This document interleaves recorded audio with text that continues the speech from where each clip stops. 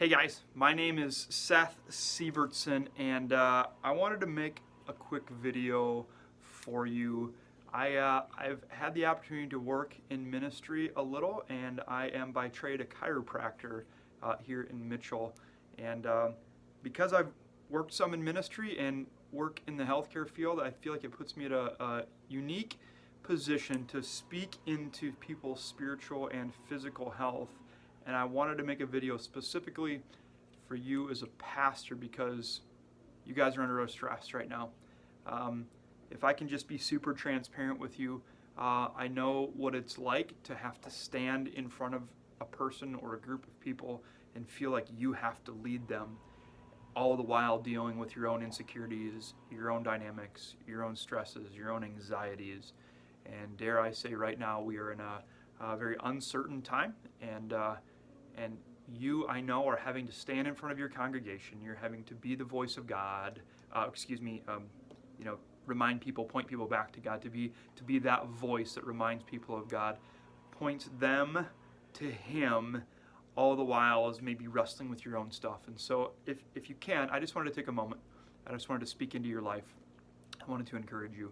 I'm going to do that first with the Bible, and then second with some maybe some practical health tips. And so this was given to me by my pastor as he spoke this into me, and I wanted to give it to you. It's from Nehemiah 6, and I'm not going to read all of the chapter, but just a few highlights here. Nehemiah 5:19. This is Nehemiah. He says, "Remember for my good, oh my God, all that I have done for this people." And that was, he had foregone some food, he had foregone some government assistance, if you will, because he loved his people well. And it says this, that's kind of the pre-context. It says this in verse 6. It says, "Sambalta and Geshem sent to me, saying, 'Come and let us meet together at a town I can't pronounce, in the plain of Ono. But they intended to do me harm. And I sent a messenger to them and said, I am doing great work, and I cannot come down.'" And I just wanted to remind you guys that you're doing great work. That you're up laboring on a wall right now, that you're laboring for your people, that you're sacrificing as he had for his people, and that you're doing great work. So I just wanted to remind you the position that you're in, that I know you're exhausted and maybe you're wrestling with your own stuff, but I wanted to remind you of what God has called you to and that you are doing great work. I want you to keep forging ahead. I'm going to get to some practical things I hope that you'll take serious and that you'll do to guard your own health, to guard your own life, that you'll do to enhance your own health. But man, you're doing great work. Keep moving forward the best that you can. That doesn't mean you have to charge the mountain. That doesn't mean you have to blaze a trail. It doesn't mean that you have to start a bunch of ministries, but I just want you to keep moving forward because God has called you and you're doing great work. It reminds me of Romans chapter 10:14. And Paul says this, he says, "How will they call on him in whom they have not believed? And how are they to believe in him in whom they have never heard? And how are they to hear without someone preaching? And how are they to preach unless they are sent? As it is written, how beautiful are the feet of those who preach the good news." Your feet are beautiful. You've been sent. You've been called. And people need your voice right now. People need your voice to preach the gospel to them, to remind them fundamentally what good news is. And so I just want to encourage you with that. I hope that encourages you, that you're doing good work, that God has called you, that he has sent you to that people, to this people group. And how are they going to hear the gospel unless you have been sent, unless you have been called? And you have been. And so beautiful are the feet of those who preach the gospel. And so I hope that encourages you to press on, to press forward. I wish I could say we're in the back end of this, but I think we're in the front end of this. I think times ahead are crazy. And so I hope you take some encouragement spiritually from that. And then I just wanted to speak practically for a moment. Being in healthcare, I have the opportunity to take care of a lot of people's health and to speak into that as well. And I think there's a common denominator that we tend to spiritualize things that are actually just a physical thing that we need to take care of.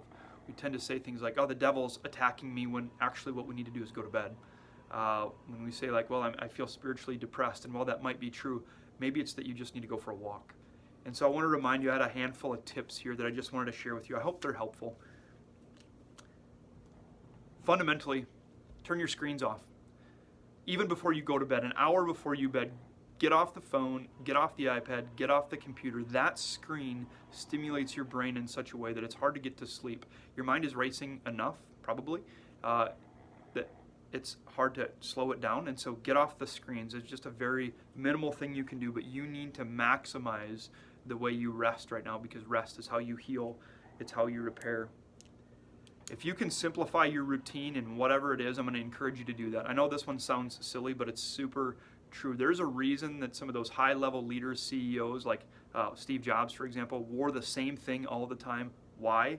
Because he didn't want to go through decision fatigue. He wanted simple decisions like what he wore to not be another decision that he had to make every day. So I know it sounds simple, but simple things like simplify your decisions on what you wear, on what you eat. Like, you're under decision fatigue right now, trying to decide what to do and how to do it. Like, there's a lot of decisions being made. If you can take those small routine things and just like sort of set them aside and say, look, I'm wearing the black shirt every single day for the next 8 weeks, like whatever it is, figure out how you can simplify your decision process. Walking or exercise is one of the most commonly missed anti-anxiety and antidepressants that we have available. I want you to know that simply getting out and going on a walk, sometimes saying exercise isn't fun, but if you can just get out and move, it perfuses, it pumps blood in the rest of your body, it oxygenates you, it helps cleanse your body. Get out and walk if you can. It's a great way to spend time with family, it's a great way to spend time with your loved ones. If you can just get out and move, if you will commit to it. And maybe you say, like, look, it's a little crazy weather here in the Midwest. Maybe it's a Tabata exercise. If you don't know what Tabata is, look it up. It's super short, 8 to 10 minute workouts. It's something you can get in your living room with literally no equipment, jumping jacks, push-ups, sit-ups, squats, those sorts of things. But figure out a way to move your body. That's going to help with any of the anxiety. It's going to remove some of the depression that you might be fighting with. Supplements right now are a big thing. People are talking about vitamin C, vitamin D, and zinc specifically as physiology boosters, but that affects the immune system. So I'm going to encourage you along those lines to be taking high quality vitamin C, vitamin D, zinc, those things. I'm not trying to prescribe these, just so you know. But the other thing that we forget about is for our brain and mental health is healthy fats. Healthy fats are examples of things like high quality fish oil, olive oil, coconut oil, avocados or guacamole. Like, those are high quality fats. There's nuts with high quality fats in them, omega-9s, omega-3s. You want to stay away from anything with omega-6s. Omega-3s and 9s are healthy fats. That's going to support your brain health. Your mind is under a lot of stress, and so that's going to support that. I think about simple things like making sure you're spirit-led decisions. It's really hard to speak to everybody's situation right now. I think it's impossible, frankly. And so just a reminder to be spirit-led in all your decisions. It's not your job to decide how to speak to each individual person. It's your job to be the mouthpiece, if you will, of the Holy Spirit in people's lives. So get off social media. It creates a lot of anxiety in people. It creates a lot of depression in people. And so if that's one of your things, get off social media. You're probably finding this video on social media, but figure out how to get off of it.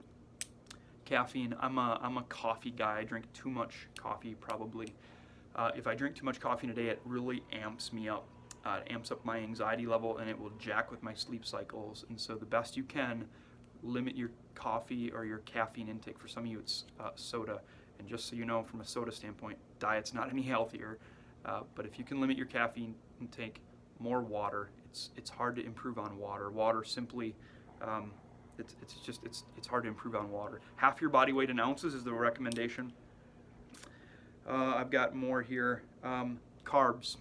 I'm going to encourage you to limit processed carbs. They create inflammation in your gut, which creates inflammation in your, and they create inflammation in your body. Those things inflame your brain, and it can lead to a lot of emotional and mental health issues. There's a tremendous amount of research done on the gut-brain connection and how an inflammatory diet increases that. Not only does it cause widespread pain and chronic disease, it's going to affect your emotional health. So processed carbs right now, they're easy to go to in times of stress because you want that burst of energy, and it's like an addiction, frankly.